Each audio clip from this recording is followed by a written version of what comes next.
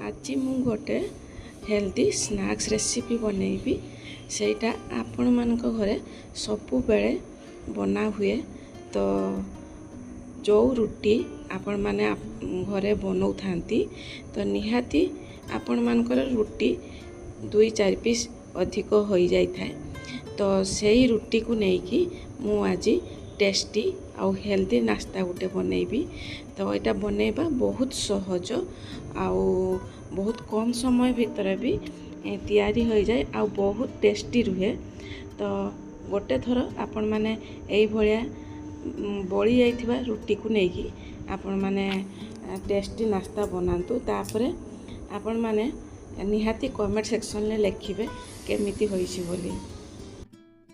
Hi everyone, नमस्ते, जय जगन्नाथ। केमिति अच्छे समस्ते? आशा करुच्ची आपण मैंने सब खुशी रे थिबे, भल थे। एंजॉय इटिंग 559 को आपण मानकु बहुत बहुत स्वागत। देखंतु एई रुटी 4 पीस मोर अधिका हो जाइछि। मो राति रे बनै थिली। तो प्रथमे 2 चामच बेसन देली, 1 चामच चाउल चूना देबे, तापरे लूण देबे, हळदी गुंड देबे, तापरे जीरा पाउडर टिके देबे, तापरे हिंगू देबे, तापरे आप रेड चिली पाउडर 1 चामच देबे, तापरे मेथी पत्र देबे, तापरे आपण माने धनिया पत्र टिके पके देबे, तापरे जुआणी टिके देबे। जुआणी दे सारा पर एगुड़ा हला डेसिकेटेड कोकोनट आ खसा सेगुड़ा टिके पकेबे। तापरे एठी मैगी मसला मु टिके देइछि 1 पैकेट। तापरे टेस्ट खट्टा मीठा टेस्ट पाई टिके लेंबू चिपिड़ी देबे, लेंबू रस दे देबे, तापरे छोट छोट काटिकी लंका रखियो सेटा दे देबे। तापरे अल्प अल्प पानी देकी तार ठीक बेटर प्रस्तुत करेंगे। बेसी पतला बनैबेनी, ठीक बनैबे। देखंतु मु टिके टिके पानी दउछि आ टिके टिके ताकू गोळेकी ठीक बेटर प्रस्तुत करुछि।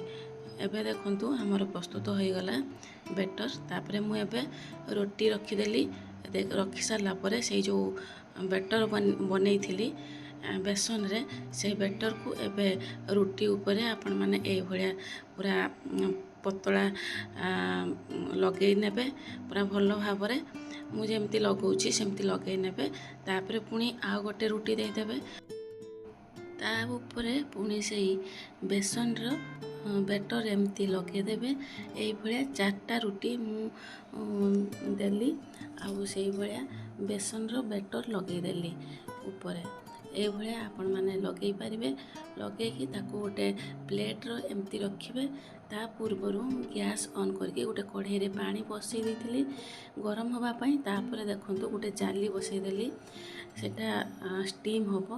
तापर जो रुटीटा रखी प्लेट रे सेटा रखी देकी ताको स्टीम दे देली। एमती 10 मिनिट आपण माने स्टीम देबे।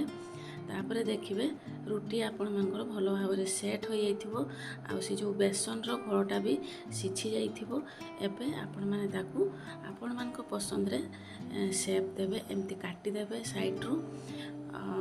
आपण माने स्क्वायर शेप भी दे पारिबे, ट्रायंगल शेप भी दे पारिबे। देखंतु केते सुंदर लेयर लेयर बनिछि आ बहुत टेस्टी भी लागिला। बहुत हेल्दी रहिबो, टेस्टी भी रहिबो।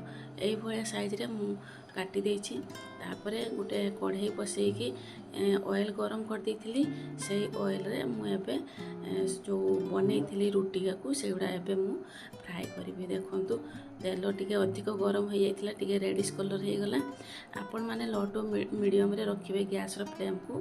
तापरे जाइकी से जो बनैथिले रुटी सेटा को आपण माने छाणिबे। देखंतु केते सुंदर गजा भलिया देखा जाउची। टेस्टी भी सेमिति होइछि। बहुत हेल्दी रहिबो, टेस्टी रहिबो आ ऊपर क्रिस्पी रहिबो, बहुत सुंदर लागिबो। आपण माने टमाटो सॉस लगेकी खाई परिबे। देखंतु केते सुंदर हमरो नाश्ता तैयारी होई गला एबे।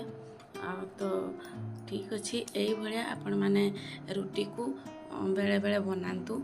आउ जदि आपण मानकर अधिका हो जाउछि आउ अधिका न होउथिले भी आपण माने जानी सुनी कि रुटी अधिका बनैबे आउ एई भलिया ही टेस्टी नाश्ता बनैबे। थरे खाइले आपण माने जानी परिबे ना मु रुटी अधिक करिबी आउ एई भलिया टेस्टी नाश्ता ही बनैबी।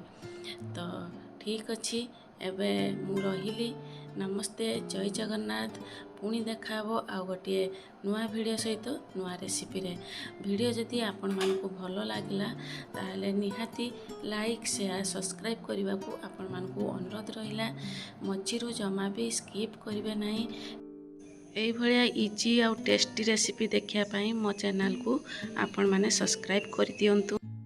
ରେସିପି ଆପଣମାନଙ୍କୁ କେମିତି ଲାଗିଲା ପ୍ଲିଜ୍ ଜଣାଇବା ପାଇଁ ଅନୁରୋଧ ରହିଲା। କମେଣ୍ଟ ସେକ୍ସନରେ ଯାଇ କିଛି ଆପଣମାନେ ଲେଖନ୍ତୁ। ପ୍ଲିଜ୍ ଆପଣମାନଙ୍କର କମେଣ୍ଟ ମୋତେ ଆଗକୁ ବଢ଼ିବା ପାଇଁ ନିହାତି ମୋଟିଭେଟ୍ କରିବ କିଛି ନୂଆ କାମ କରିବା ପାଇଁ। ରହିଲି, thank you, take care all of you.